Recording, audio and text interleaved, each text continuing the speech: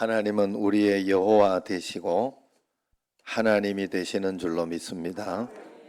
성경에 두 가지 개념이 있으니까 여러분들이 잘 기억하시고, 하나님은 우리와는 수준이 다르시지만 우리 눈높이에서 내려와서 우리처럼, 그래서 하나님의 형상과 모양이라는 것은 하나님은 우리로 눈높이로 내려와 주시는 그런 하나님이시고, 그럼에도 불구하고 그 하나님은 우리와 같은 하나님은 아니고 전능하시고, 그리고 능력이 많으시고 권능이 많으신, 우리를 능히 구원해 주시고 우리의 모든 문제 해결해 주실 그런 하나님이신 줄로 믿습니다. 우리 옆 사람과 한번 인사하겠습니다. 먼저 우리 참 잘 오셨습니다. 사랑합니다. 그래도 코로나는 조심하세요. 이렇게. 자,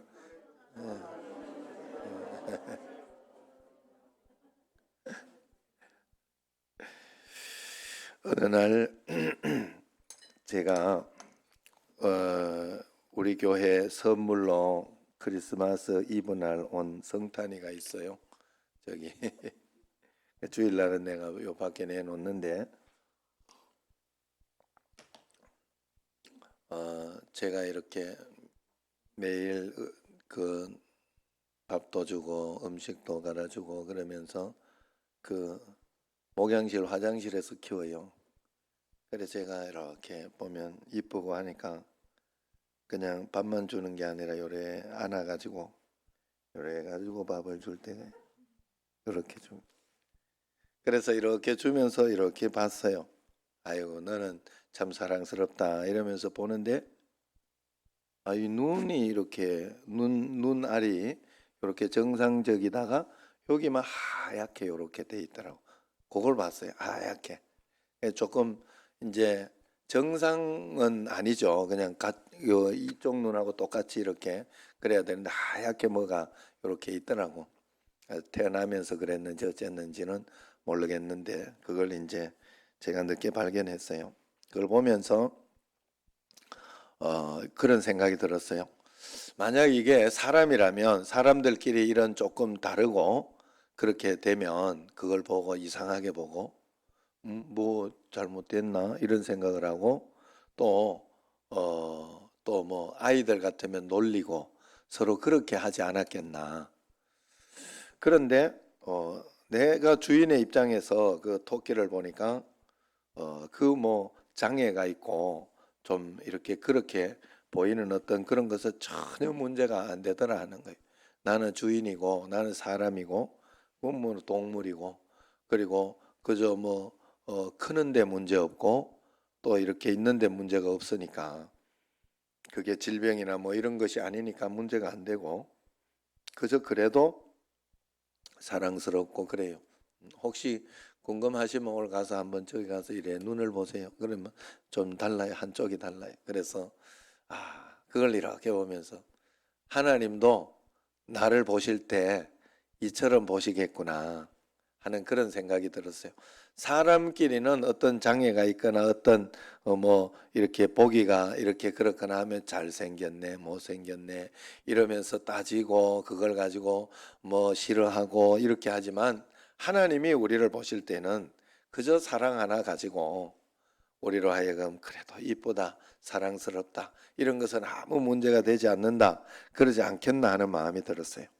우리가 이런 하나님의 사랑을 받고 있다 하는 마음을 꼭 가지시기를 바랍니다. 이 한 가지 사실만 꼭 붙잡고 주님 앞에 이렇게 나아간다면 매일매일 행복한 동행이 될 것이라 믿습니다. 자, 오늘 말씀은 하나님이 사람을 보는 기준, 사람을 선택해서 뽑아서 쓰는 기준을 우리에게 말씀하고 있네. 기준이 오늘 잘 들어. 기준을 잘 잡아야 돼. 기준이 오늘 그 제대를 해가지고 얼마나 또 은혜가 복이 있는지. 다음 주 수요일 원래 제대인데 또 코로나 때문에 휴가를 못 나와가지고 한참을 당겼어요 지금. 제대 날짜를 한참을 당겼고, 그런데 4일 또 당겼어요. 그래가지고 이렇게 나왔는데 상을 얼마나 받아왔는지 보니까 체질이야, 군대 체질인데 나와가지고 감사해. 이따가 저녁 했으니까 한번 저녁 인사를 한번 받아볼까 하는 생각이 있습니다. 그래서 그래 그래 해라 그랬는데 또 이미 이게 직장도 다 됐다고 하더라고요. 그래 포크레인 쪽인데 그 대형으로 이렇게 해서 그것도 이미 잘 되어 있어서 잘 됐다 하는 마음이 듭니다. 어쨌든 뭐 이야기하다 기준이 잘 들어라 하다가 기준을 잘 잡아. 기준을 우리가 하나님이 우리를 보는 기준이 있어요. 쓰시는 하나님의 기준이 있더라는 거예요. 그래 그 기준이 쓰시는 그 기준이 뭐냐? 바로 하나님은 우리 사람의 마음의 중심이다 그랬어요. 마음의 중심. 우리의 중심을 하나님은 보시는데 우리의 마음의 중심을 보신다 하는 거예요. 그럼 하나님이 보시는 그 마음의 중심이라는 건 무엇이냐? 영어로 보면 하트라 그래가지고 하트로 사람의 심장을 보시는 하나님으로 표현되어 있어요. 그러나 이것이 원어로 이렇게 보면 레프 혹은 레바라는 그런 단어에서 나온 거예요. 히브리어로. 거기 원어의 뜻에 가장 가깝게 해석을 하면 마음의 동기, 그것이 중심이라 그렇게 하는 겁니다. 내가 왜 사는지, 왜 또 이 예배를 드리는지, 내가 왜 기도하는지, 또 저 사람에게 내가 왜 이런 선물을 주는지 뭐 이런 것에 있어서 마음의 동기가 무엇이냐, 그것이 중요하다. 하나님은 우리로 하여금 외적인 어떤 그런 것을 보는 것이 아니라 마음의 동기를 보신다는 거예요. 오늘도 이 예배를 하나님 앞에 드릴 때 하나님께서는 겉으로 보이는 것도 중요하긴 하죠. 왜냐하면 마음의 동기에서 나타난 것이 우러난 거니까, 표현이니까. 그래서 표현에서 중요하지만 이것보다 더 중요하게 보는 것이 올 때의 우리의 마음, 지금 예배 드릴 때의 마음의 동기, 진심을 하나님은 보신다 하는 거예요. 그렇기 때문에 우리는 살아가면서 동기가 서로 달라도 겉모습은 비슷하게 나타날 수 있습니다. 다시 말해서 동기가 하나님 앞에 정말로 하나님께 예배드리는 동기가 아닌 사람도 자기 자신이 어떤 거기에 동기를 두고 있는 사람도 둘 다 동일하게 예배에 와서 울며 찬양하며 은혜 받고 돌아가는 모습일 수는 있어요. 그 모습은 똑같을 수 있어요. 다른 것에서 내가 감동받고 그럴 수도 있어요. 어떤 사람 단기 선교를 준비하면서도 하나님의 마음을 품고 잘 준비하고 그렇게 하는 사람이 있는가 하면, 어떤 사람은 이번 휴가는 단기 선교로 이렇게 해야 되겠다 이런 마음을 가지고도 잘 이렇게 겉으로 보기에는 잘 준비할 수 있다 하는 거예요. 많은 사람이 주님을 위해 예배와 성경과 헌신을 드렸다고 그렇게 이야기는 하지만은 그 동기를 살펴보면 주님을 위해서가 아니라 내 자신의 만족을 위해서 그런 경우가 많이 있더라 하는 거예요. 이런 사람의 동기는 언제나 내 기분, 내 느낌이 중심이 됩니다. 그래서 하나님의 마음에 합한 사람이 안 된다는 거예요. 오늘 말씀에 이렇게 보면 하나님은 이새의 다른 아들들보다 다윗을 찾고 있어요. 왜냐하면 다윗은 정말로 진심이고 그 마음의 동기가 하나님이라는 것을 하나님은 보셨기 때문에 그렇습니다. 다른 형제들을 보면서 마음의 동기를 봐라, 중심을 봐라, 외모를 보지 말고 중심을 봐라, 그렇게 이야기를 합니다. 그 말인즉슨 다윗이 가지고 있었던 그 마음의 동기만이 하나님이 보시는 그런 중심이, 하나님이 찾으시는 중심이 있었다는 뜻이겠죠. 여러분, 우리가 인생의 한 걸음 한 걸음이 온전히 하나님을 향한 동기로 움직여져야 한다는 거예요. 우리가 때론 넘어지고 실수하고 잘못 판단할 때도 있지만 근본적인 인생의 동기는 하나님이어야 한다. 오늘 내가 한 걸음 한 걸음 오늘도 주님 앞에서 예배를 드리고 하는 것은 예배의 시간이 되고 하나님께 드리는 우리가 표현이잖아요. 하나님께 영광 돌리고 하나님을 찬양하고 하는 표현은 예배로 하라고 드리라고 해놓은 거잖아요. 그러니까 이 예배의 형식이나 이것이 중요해요. 중요해요. 그저 우리가 그래서 여기에 나와서 우리의 마음의 동기가 또 여기에 나와서도 중요한 거예요.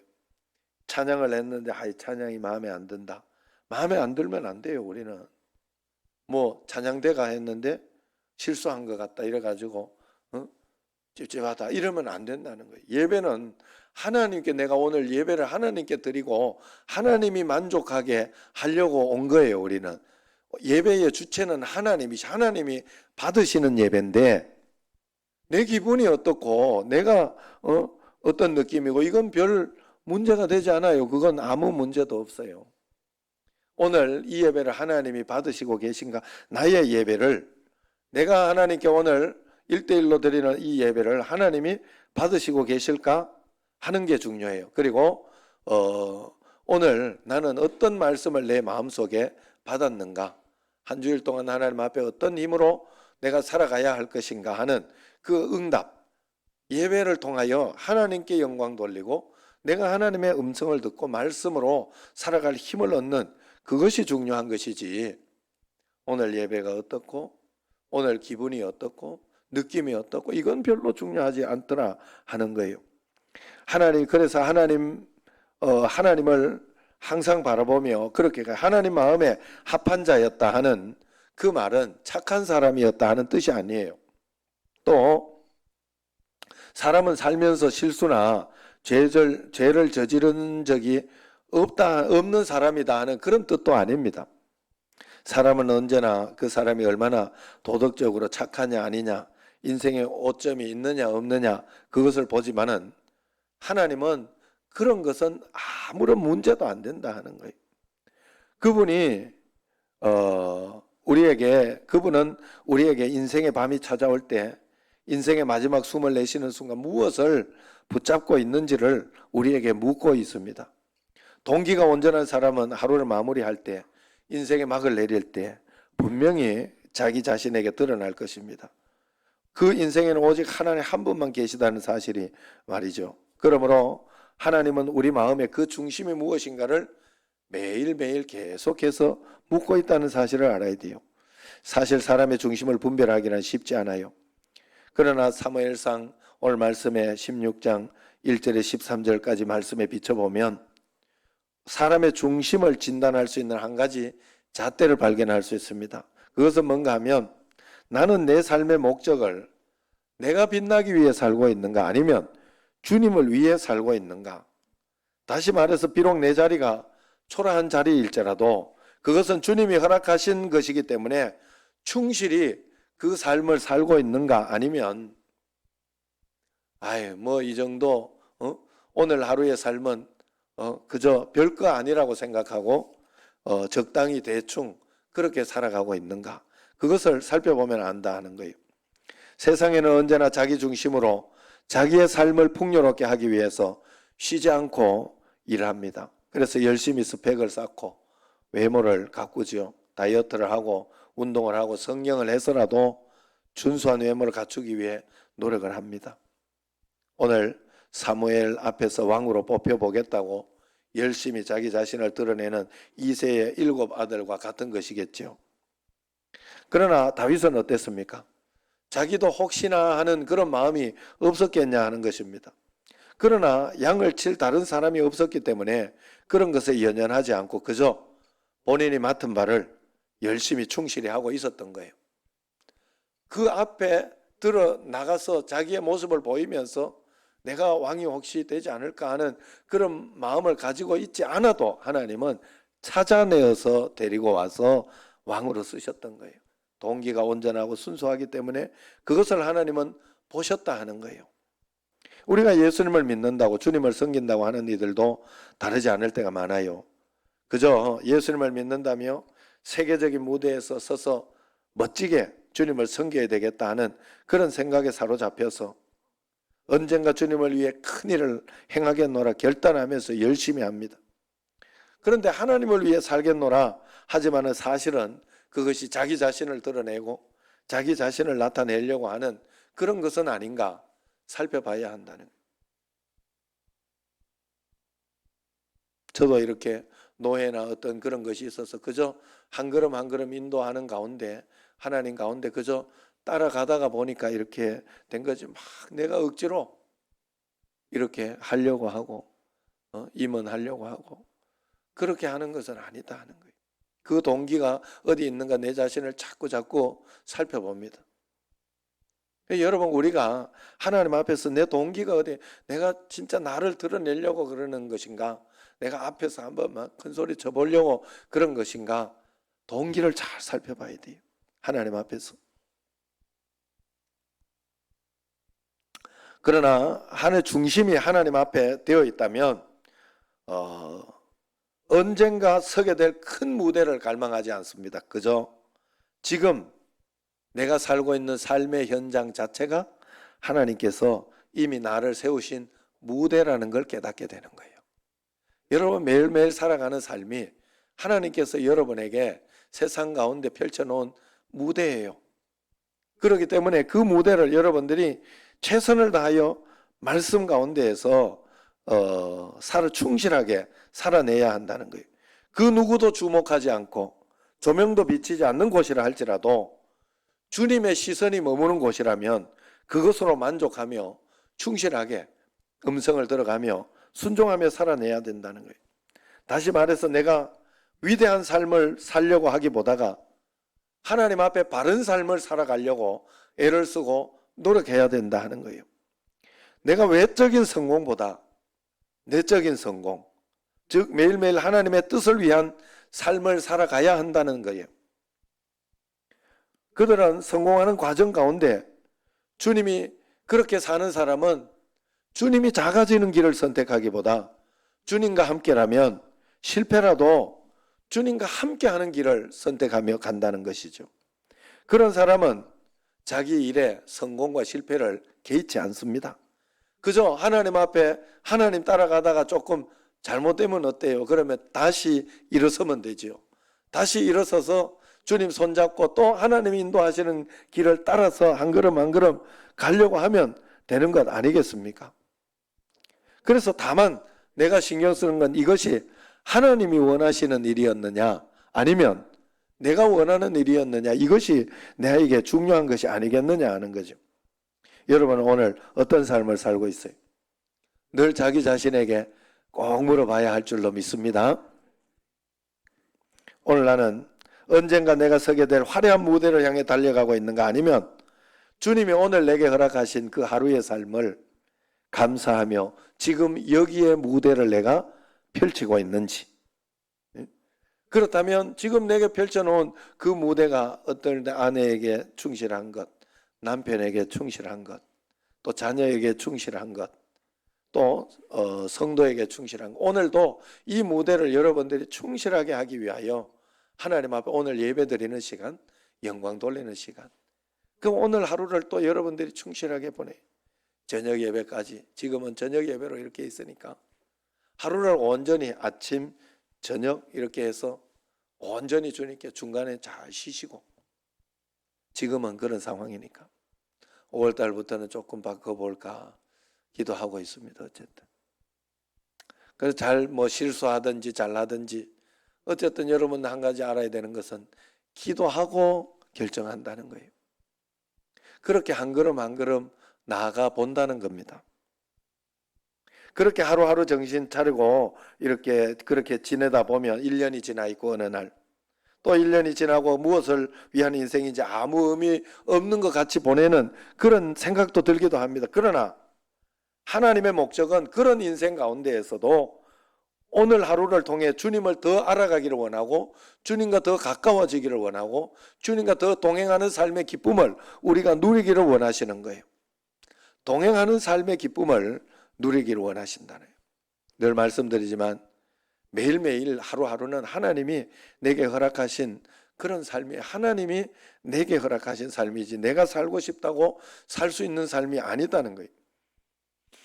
그러므로 갑자기 어려운 일이 일어나도, 당황스러운 일이 일어나도 결코 하나님이 모르거나 실수하신 일이 아니라는 걸 알아야 됩니다. 그러기에 낙심하거나 실망할 필요가 없고 그냥 하나님이 인도하시는 만큼 가자 생각하고 안 되는 걸 억지로 하려고 막 애를 쓰고 노력하려고 그러지 말고, 그렇다고 또 하나님의 뜻인데 하나님의 말씀이라고 하면 어떻게 해서라도 최선을 다해서 이루려고, 하나님이 주신 기회라면 그 기회를 빨리 잡고 그것을 가지고 애를 써야 된다 하는 거예요. 그러나 오늘 하나님 주신 상황 가운데에서 어떤 것은 하나님이 너무 신경 쓰지 마라 하는 그런 것이 있는데, 그걸 가지고 내가 억지로 하려고 그러면 안 된다는 거예요. 그래서 그러니 우리가 매일매일 하나님이 인도하시는 만큼만 살아가면 됩니다. 그러면 내 자신을 다시 보게 되는 거예요. 여러분, 매일매일 여러분들이 정말로 대충 넘어가서 그렇지 매일매일 여러분에게 특별한 일들이 일어나요. 항상 일어나요. 저도 어제 같은 경우에 이렇게 볼 때 또 어떤 사람이 저한테 이렇게 늦은 생일 선물을 가지고 안 갖고 와도 되는데 내가 잘 키워놔가지고 그래. 또 어제 기준이 갑자기 왔다는 소식을 들었잖아요. 내가 그죠? 특별한 거잖아요. 보통 다음 주 수요일 올 줄 알았는데 그렇게 왔던 특별한 어떤, 또 뭐 그저께 같은 경우에도 이렇게 특별한 소식을 예정이가 집에서 근무할 수 있게 됐다. 재택근무로. 코로나 때문에 받은 혜택. 얼마나 감사한지 몰랐어요. 예? 그래서 그런 어떤 일들이, 내가 생각지 않던 어떤 소식이나 어떤 그런 일들, 또 내가 어떤 일을 하는 가운데 해야 될 어떤 그런 것들, 이런 것들이 툭툭툭툭 생겨나는, 그리고 한 가지 정도라도 꼭 생겨요. 그 여러분, 그렇게 해서 내게 펼쳐진 무대를 내가 어떻게 살아갈까? 어제는 또 떡도 있었네. 떡. 다음 주는 기정떡을 여러분들에게 한번 선보이겠다. 정정자 집사님이 열심히 돌아다니면서 여러분들이 현이 카페를 또 이렇게 잘 가져서 고맙다 해서 고마운 마음으로 하겠다. 어제 또 이렇게 이야기를 그거 해도 되냐 물어보더라고요. 그 좋다고 그랬죠. 하여튼 여러분, 별거 없는 것 같은데 잘 살펴보면 내가 원하고 내가 생각지 않던 일들이 일어나요. 어떨 때는 상사가 나에게 생각지 않던 기분 나쁜 말을 한다든가, 그것도 특별한 일들이 내게 펼쳐진 무대 가운데 하나다 하는 거예요.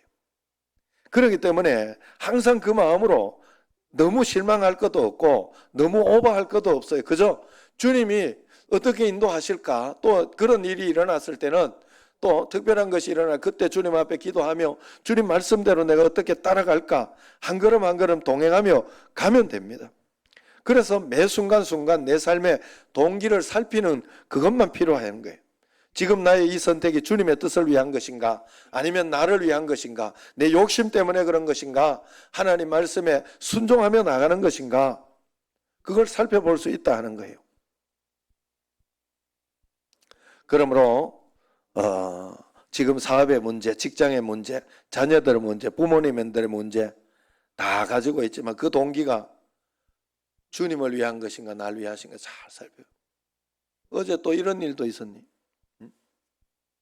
저녁에 아버지가 전화 와가지고 요건 우리 정신제일교회만 들어야 돼.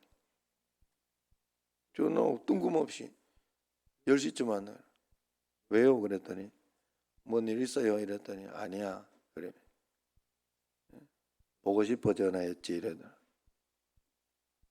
뭐 갑자기 그래요? 그랬더니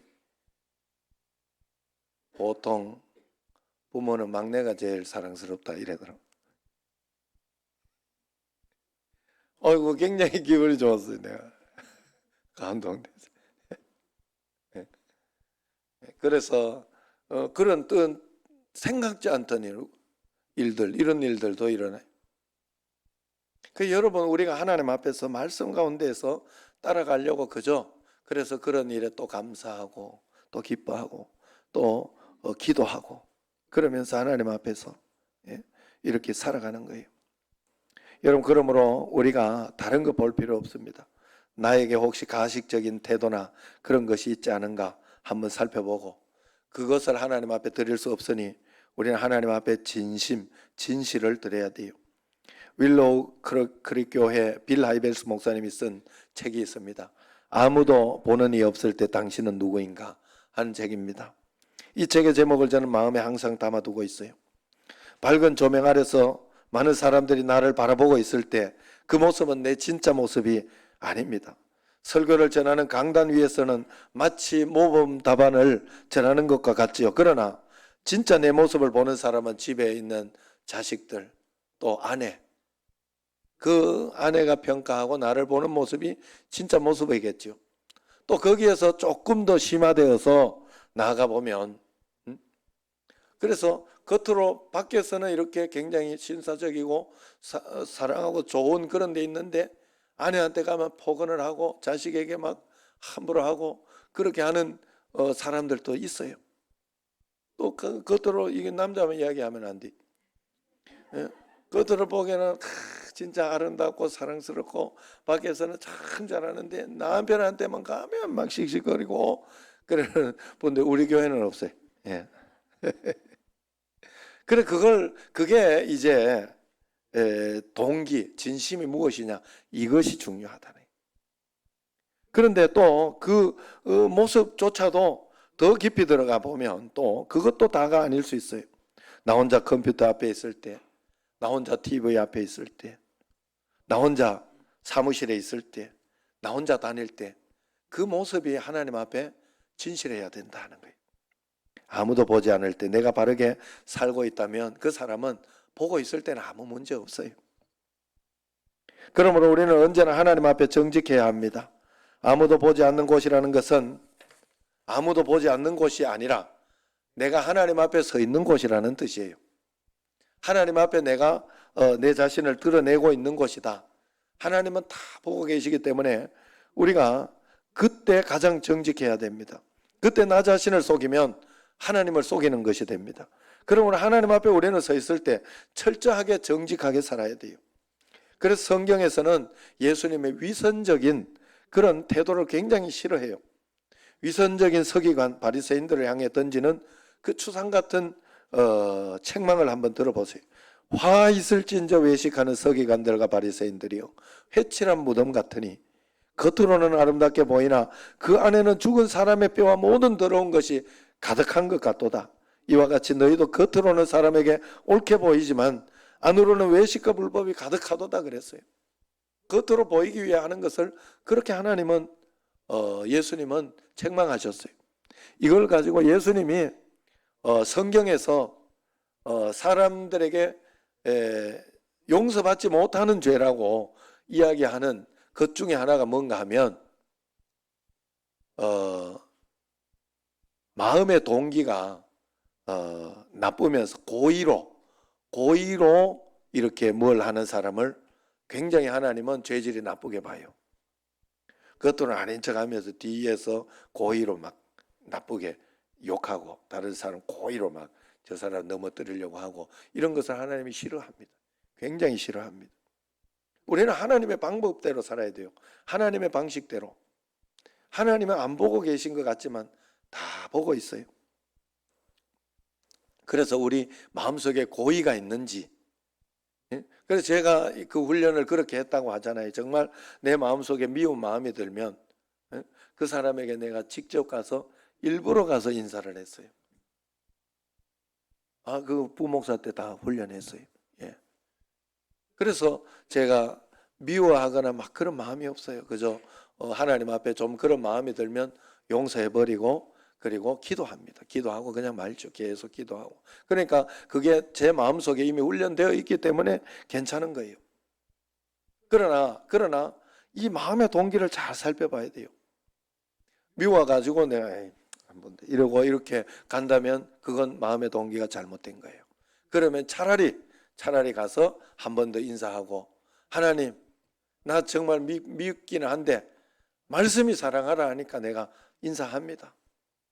말씀을 따라가려고 애를 쓰는 게 중요해요. 그 동기, 마음의 진심, 동기 거기까지 있으면 되죠. 뭐 언젠가는 바뀌게 돼 있어요. 그러면 언젠가는. 그 식품을 살균하는 방법 중에 식품에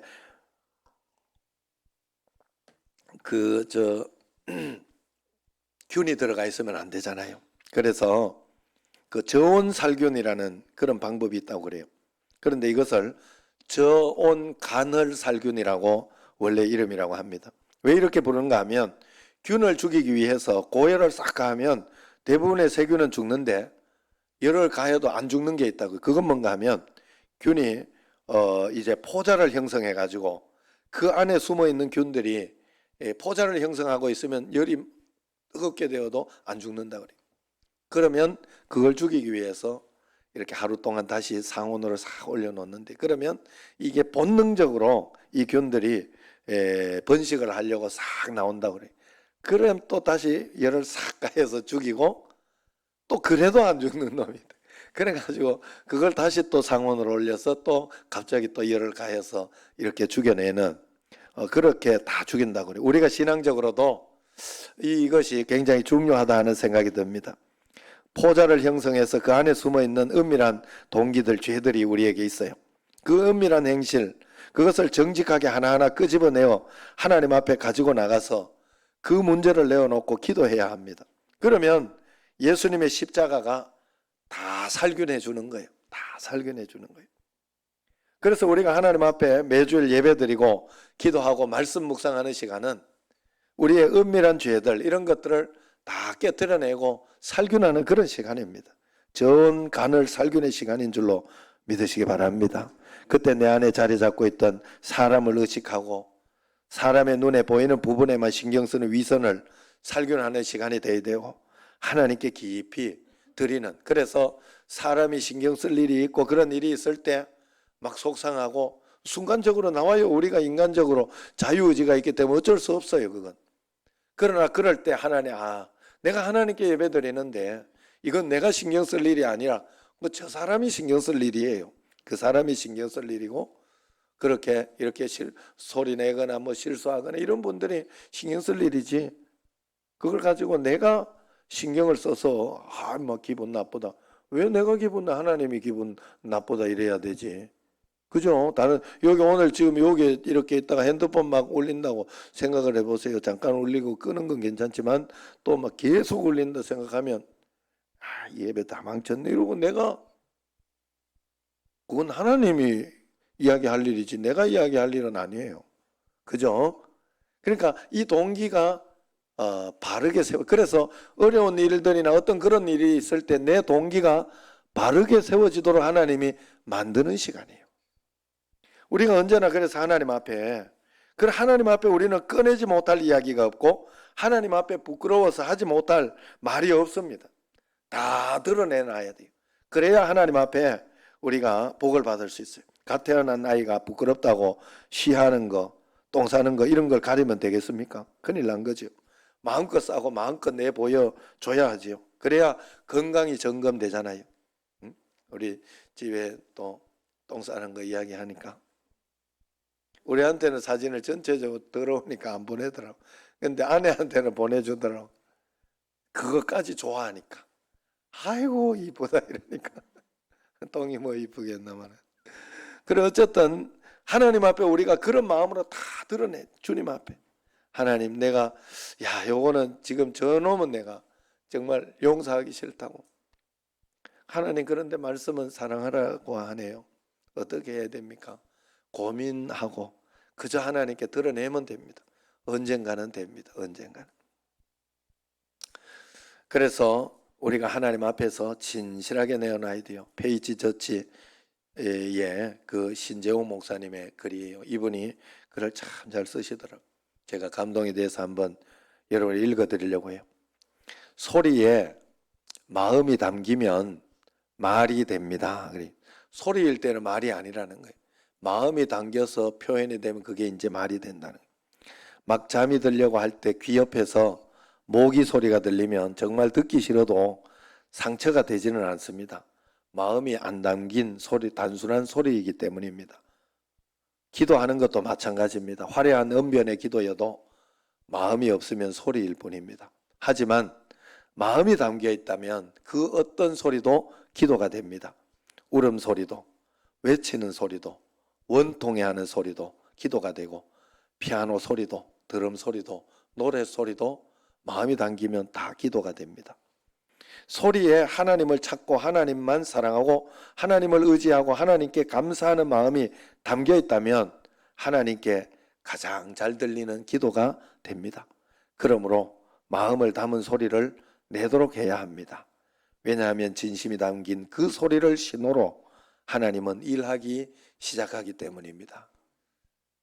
무슨 뜻인지 여러분 잘 아시겠죠? 오늘 여러분 이 예배가 하나님 앞에 마음이 담긴 그러한 예배, 전심으로 드리는 예배 되어서 하나님이 기뻐하고 또 여러분 삶도 풍성하고 복된 칭찬받고 복을 받고 승리하는 여러분과 제가 되기를 주의 이름으로 축원합니다. 기도하겠습니다. 하나님 아버지 감사합니다.